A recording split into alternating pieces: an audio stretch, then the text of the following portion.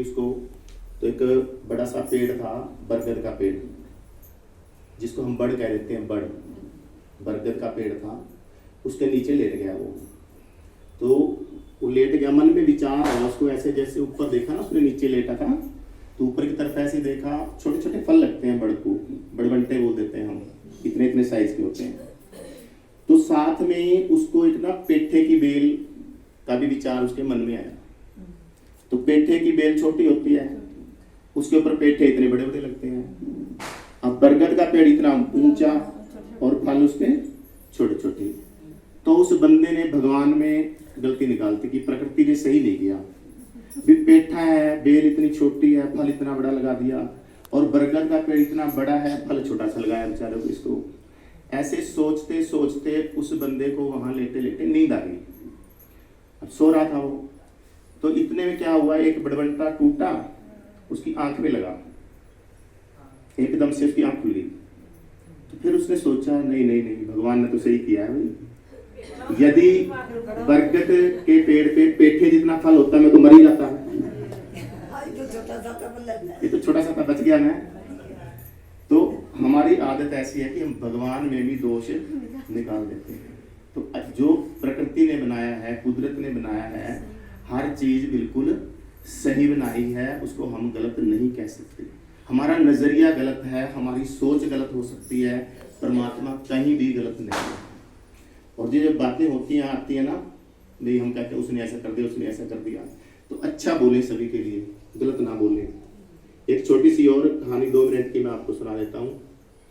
एक बार शादी हुई एक लड़के की, नई नई शादी हुई, तो जा करके देखा उसने, बोला मेरी सास तो बहुत तेज है, मेरे को पैर नहीं लगने देगी। तो 1-2 दिन वहाँ रुकी, तो वापिस आती है ना लड़की, फिर 1-2 दिन बाद घर पे आई। उसके चाचा जी ना डॉक्टर थे, उसको आके बोले कि मेरी सास तो बहुत ज़्यादा तेज है और मेरे तो पैर नहीं लगने देगी वो, तो ऐसा करो कोई ऐसी दवाई दो कि मैं उसको खाने में मिला दूं और मर जाए वो। तो उसके चाचा जी समझदार थे, उसने क्या किया, बोला बेटी दवाई तो मैं दे दूंगा, लेकिन आप ही फंस जाओगे। फिर यदि आपकी सास की मौत हो जाती है तो केस तो आपके ऊपर पड़ेगा ना, आप जेल में जाएंगे, कैसे तो मुश्किल हो जाएगा। हम ऐसा करते हैं, आपको एक स्लो पॉइजन दे देते हैं, मीठा जहर जिसको बोलते हैं, धीरे धीरे वो 6 महीने में आपकी सास मर जाएगी। आप खाने में डालते रहना और धीरे धीरे 6 महीने में वो मर जाएगी। तो इससे आपको जो है केस भी नहीं पड़ेगा आपके ऊपर, पता नहीं चलेगा किसी को। लेकिन एक सावधानी और रखनी है आपने, इन 6 महीने में आपने उसको गलत नहीं बोलना। यदि आप गलत बोल लोगे तो भी केस आपके ऊपर पड़ सकता है। अभी तो हर रोज लड़ती थी, बहू लड़ती थी, इसलिए सास मर गई होगी। तो इसलिए उसको जब भी कोई आपकी पड़ोसन आपके पास आए तो आपने यही बोलना है, मेरी सास तो बहुत अच्छी है, और ये दवाई खाने में डालते रहना, आपका काम हो जाएगा, सास भी मर जाएगी, किसी को पता नहीं चलेगा। तो वो तो चली गई दवाई लेकर के, डेली उसे खाने में डाल दिया करे। और कोई भी पड़ोसन आए पूछे आपकी सास कैसी है, होता है ऐसे आती हैं, तो वो ये कहने मेरी सास तो बहुत बढ़िया है, मेरा बहुत ख्याल रखती है, कोई दिक्कत नहीं है, कोई परेशानी नहीं है। तो ऐसा चलता रहा। अब एक दिन उसकी सास सुन रही थी, बाहर पड़ोसन आई, बहू से पूछ रही आपकी सास कैसी है, वो बता रही मेरी सास तो बहुत बढ़िया है। अब सास को लगा कि मेरी बहू तो इतनी बढ़िया है, मेरी बुराई नहीं करती, कोई भी आके उसको ये बोलते मेरी सास तो इतनी अच्छी है, तो मैं मेरी बहू के बारे में इतना गलत सोचती थी। तो उसकी सोच बदल गई। अब उसके पास कोई भी औरत आया करे, जैसे दादी नारो है, कोई आ गई तो पूछा करे भी बहू कैसी है, तो वो बोला करे मेरी बहू तो बहुत अच्छी है, मेरा पूरा ख्याल रखती है, प्रशंसा करती है, कोई भी आती है गलत बोलती नहीं है, इतना प्रेम से बोलती है। तो ये चलता रहा उनका।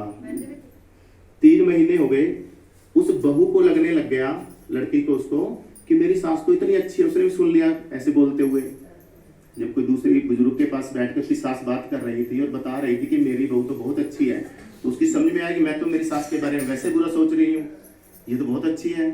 तो फिर वापस अपने घर जाती है वो, अपने चाचा डॉक्टर के पास माफ़ी मांगती है कि चाचा जी मेरे से गलती हो गई, मेरी सास को बचाओ, वो तो मरने वाली है, 3 महीने हो गए हैं, दवाई देते देते मर ही जाएगी वो, तो मैंने तो बचानी है। डॉक्टर बोला उसका चाचा देख ले, अब तो कभी फिर ये कहे तो भी फिर मारनी है।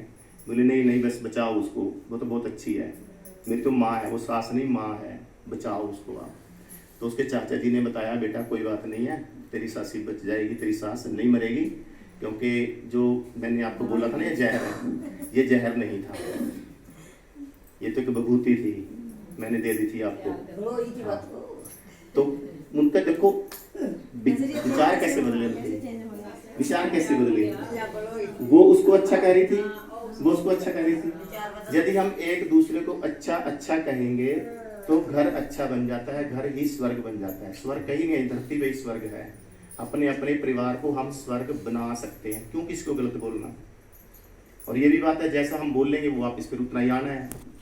यदि किसी को एक गाली हम निकालेंगे तो अपने पास वो 10 वापस आएंगी कहीं ना कहीं से, घूम फिर के वो जो है वातावरण में घूमती रहते हैं, कहीं ना कहीं फिर जब टाइम आता है उसका तो अपने पास फिर आ जाती है वो। अच्छी चीज़ें बोलेंगे, अब कई बार हो जाता है दुर्घटना हो गई, कहीं एक्सीडेंट हो गया, हमारा कोई परिवार का मेंबर था, बच गया, बचत रह गई, तो मेरे कहते हैं दिया लिया आगे आ गया, अच्छे कर्म थे आगे आ गए वो। ठीक है, इसलिए हमें हमेशा अच्छा ही बोलना चाहिए, अच्छे कर्म करने चाहिए, भगवान को दोष नहीं देना चाहिए। जैसे दीदी ने बड़ा अच्छा आपको बताया कि हमारा भाग्य हम खुद लिखते हैं, भगवान नहीं लिखता है। भगवान ने कलम अपने हाथ में दे रखी है, तो लिखते कैसे, हम अपने कर्मों से लिखते हैं। जो हम जैसा सोचते हैं वैसा हम फिर करते हैं, और वैसे ही हम बन जाते हैं।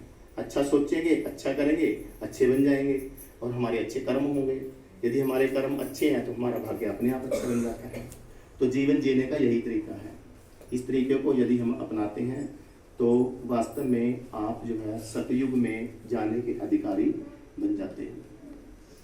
ठीक है जी, आपने उधर भी जाना है तो उसने विराम देता हूँ। एक बार प्रेम से बोलेंगे ओम शांति।